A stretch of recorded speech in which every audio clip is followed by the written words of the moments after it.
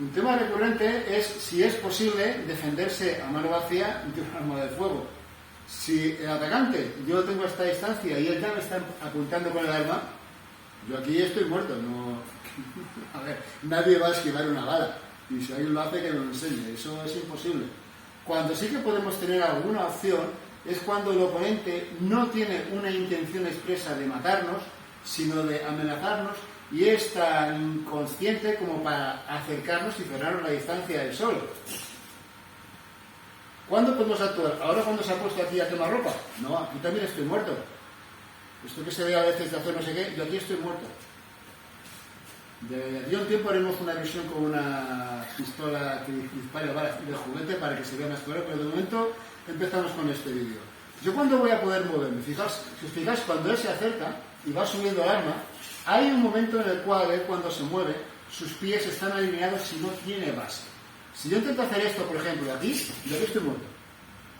Porque él se puede apoyar, él para mover el pulgar con el cual dispara el gatillo del arma, necesita un punto de base, pero disparar aquí es difícil.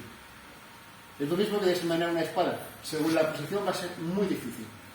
Y entonces lo que tendríamos que hacer, suponiendo que pudiéramos mantener la sangre fría, etcétera, etcétera, porque esto hay que tener claro que es prácticamente imposible de implementar, pero prácticamente imposible no quiere decir imposible, es que en el momento en que él me cierre la distancia, yo tengo que buscar este tipo de movimiento. ¿Vale?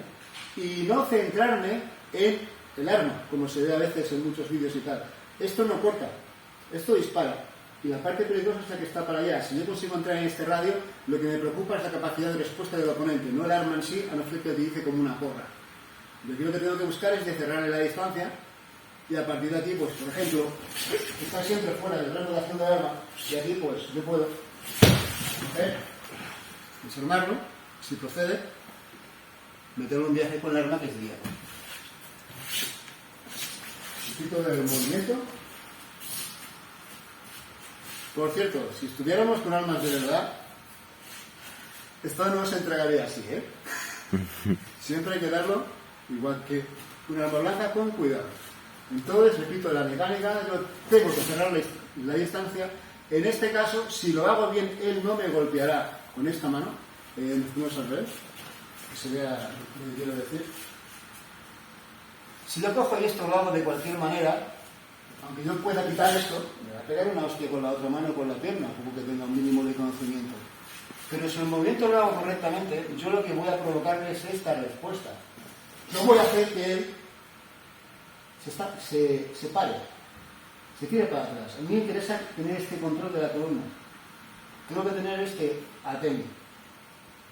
Ya sea que actúe de manera psicológica, que en este caso como lo ha notado se ha ido para atrás, ahora lo vemos con cuidado, o ya sea que él no se entere y entonces pues yo lo que busque sea golpearle en el plexo, con el objetivo de romper.